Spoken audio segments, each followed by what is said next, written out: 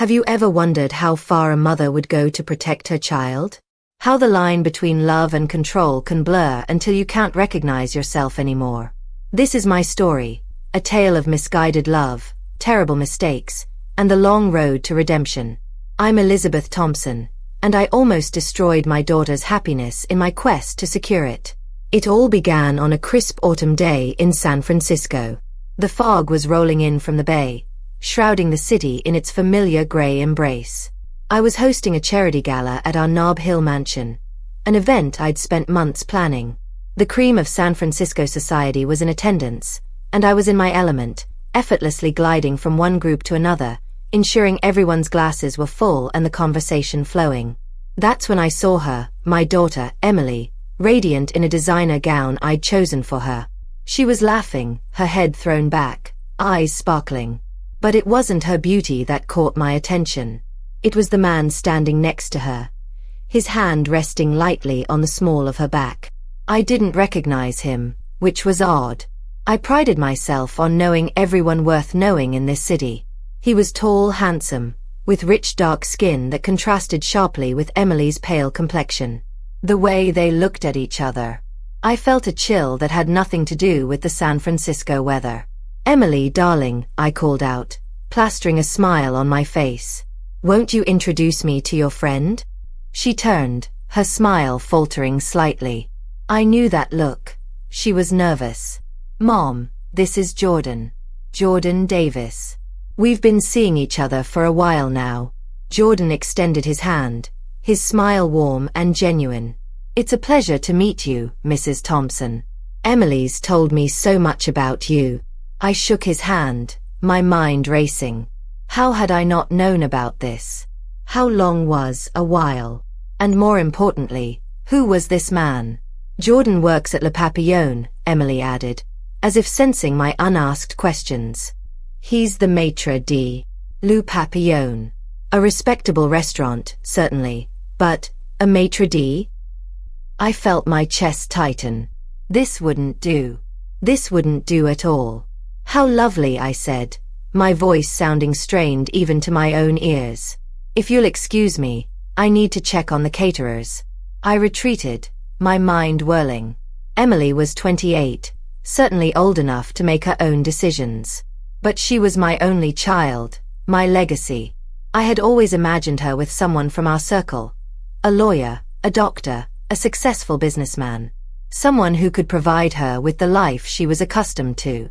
Not a server. Over the next few weeks, I watched helplessly as Emily fell deeper in love with Jordan. She spoke of his kindness, his ambition to open his own restaurant one day. But all I could see was the life I had planned for her slipping away. I tried to reason with her. "Darling," I said one afternoon over tea, "are you sure about this Jordan? You hardly know him. And he's so different from us." Emily's eyes flashed. "Different how, Mom? Because he's black? Or because he's not rich?" I flinched. "That's not what I meant. I just want what's best for you." "Jordan is what's best for me," she said firmly. "I love him, Mom. And he loves me." I realized then that simple persuasion wouldn't work. I needed to take more drastic measures. My first attempt was subtle. I reached out to some contacts, pulling strings to get Emily an interview for a prestigious design firm in New York. It was an opportunity too good to pass up. Or so I thought. "I can't believe you did that without asking me," Emily fumed when she found out. "I'm happy here, Mom. I have my own clients, my own life. And Jordan." I tried to hide my disappointment. "I just thought you'd want to advance your career, darling." She shook her head, exasperated. "My career is fine. Please, just stay out of it."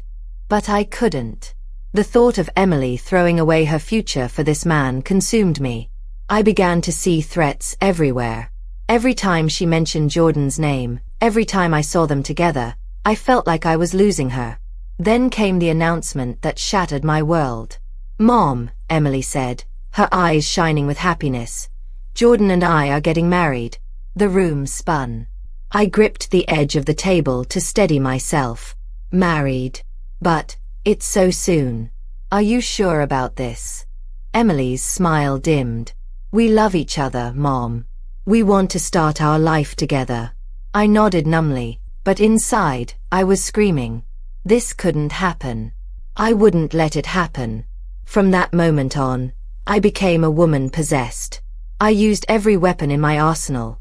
Guilt, manipulation, bribery. I tried to convince Emily that she was rushing into things, that she needed more time to be sure. Think about your future, I pleaded. What kind of life can he give you? You're used to certain things, Emily. Certain comforts. But Emily stood firm. I don't care about those things, Mom. I care about Jordan. As the wedding day approached, I grew more desperate. I reached out to Jordan, offering him money to leave Emily. You must see that you're not right for her, I said, my voice cold. If you really love her, you'll let her go. Jordan's eyes flashed with anger, but his voice remained calm. Mrs. Thompson, I love your daughter more than anything in this world. I would never leave her, especially not for money. Emily and I are building a life together based on love and mutual respect. I hope one day you can understand and accept that. His words should have moved me, should have made me see how wrong I was. Instead, they only fueled my determination. With only days left before the wedding, I made my final, desperate play. I feigned illness, collapsing dramatically at a family dinner. I manipulated test results, convinced doctors to lie. I made Emily believe that I was gravely ill, that the stress of her impending marriage was killing me. The look of anguish on her face when she told me she was postponing the wedding to take care of me. I should have felt triumph. Instead, I felt hollow. But my victory was short-lived. Emily's best friend, Amelia, had always been too smart for her own good. She noticed inconsistencies in my behavior, in the diagnosis. She dug deeper, uncovering my lies. The day before what would have been the wedding, Amelia confronted Emily with the truth. I'll never forget the look on my daughter's face when she burst into my room, her eyes filled with tears of anger and betrayal. How could you, she whispered. How could you lie about something like this? I tried to defend myself, to explain, but the words died in my throat. For the first time, I saw myself through Emily's eyes. Not as a loving mother, but as a manipulative, controlling woman who had been willing to go to any lengths to get her way. Emily left that day, her words ringing in my ears. I'm marrying Jordan tomorrow. Don't come. I don't want to see you. The next day, as I sat alone in my empty house, I imagined Emily and Jordan exchanging vows in the garden of his restaurant. No guests, no family, because of me. I had pushed away the person I loved most in the world. The months that followed were the darkest of my life. Emily cut off all contact. I threw myself into my charity work, into my social obligations, but nothing could fill the void she left behind. For the first time in my life, I was forced to look inward, to confront the ugliness of my actions. I realized that my fear of losing Emily had driven me to do the very thing I was afraid of. My obsession with status and appearances had blinded me to what truly mattered, my daughter's happiness. Slowly, painfully, I began to change. I sought therapy, confronting the deep-seated insecurities and prejudices that had driven my behavior. I reached out to Jordan's family, not to interfere, but to apologize and to try to understand. It took almost a year before Emily agreed to see me. We met at a neutral location, a small cafe downtown. When I saw her, my heart clenched. She looked beautiful, but guarded. The easy warmth that had always existed between us was gone. Emily, I began, my voice shaking. I know I don't deserve your forgiveness. What I did was unforgivable. But I want you to know how deeply, truly sorry I am. I let my fears and my prejudices control me, and I hurt you in the process. I've been working on myself, trying to understand why I did what I did. I know now that I was wrong about everything. Emily listened silently, her expression unreadable. When I finished, she took a deep breath. Mom, you really hurt me. You betrayed my trust in the worst way possible. It's going to take time for me to forgive you, if I ever can. I nodded, fighting back tears. I understand. I miss you, Emily. I miss my daughter. Something in my voice must have reached her, because her expression softened slightly. I miss you too, Mom. But things can't go back to the way they were. If we're going to have a relationship, it needs to be on new terms. You need to accept Jordan, and you need to accept my choices. I will, I promised fervently. I do. Jordan is a wonderful man, and I was too blinded by my own prejudices to see it. I'd like the chance to get to know him, to get to know both of you. If you'll let me. Emily nodded slowly. We can try. But Mom, one step out of line, and that's it. I won't let you hurt us again. I understand, I said, relief washing over me. It was more than I deserved, more than I had dared to hope for.